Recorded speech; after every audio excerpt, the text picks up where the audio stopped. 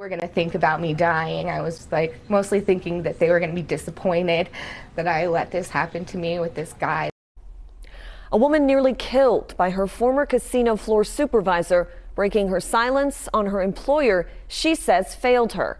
The man was sentenced to 2 years in prison, but she has filed a lawsuit against her employer, Virgin Hotels. In a story you'll only see here on 8, Joshua Peguero reports on why she's suing the casino. Nicole Roberts suffers from headaches, vertigo, and post-traumatic stress disorder. Her life changed on July 15th. I will always remember that day.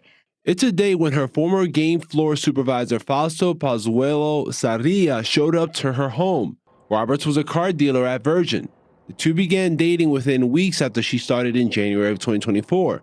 But she says she ended the relationship after learning of his drug problems. Roberts filed an HR complaint that led to his firing. Some level, I still almost feel bad for him that he got fired, and then I feel crazy because he tried to kill me for it. Pozuelo Sarria hit her over the head with a wine bottle several times, punched her repeatedly, and choked her to the point she blacked out. He pleaded guilty a month later in August. At his sentencing last September, Clark County prosecutors said Roberts is lucky to have survived. This is a situation where this is a clear attempt murder. The defendant pled to a battery with a deadly weapon, but ultimately that's a gift for him because he's lucky that she's able to stand here today and actually speak. Clark County District Court Judge Ronald Israel sentenced Pozuelo Sarria to a minimum of 2 years in prison. Pozuelo Sarria apologized to Roberts for nearly killing her. What I did to the victim was wrong, and my behavior wasn't acceptable, and for that I apologize. Pozuelo Sarria admitted to abusing drugs at the time he assaulted Roberts. She says employees at Virgin knew of his drug use, but ignored it, which is why she filed a civil lawsuit last November against the hotel,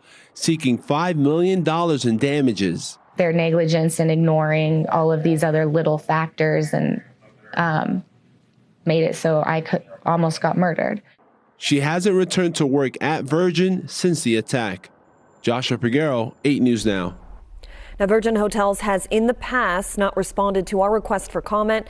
The hotel has sought to get Nicole Roberts' lawsuit dismissed, but a judge refused. A jury trial is scheduled for next August.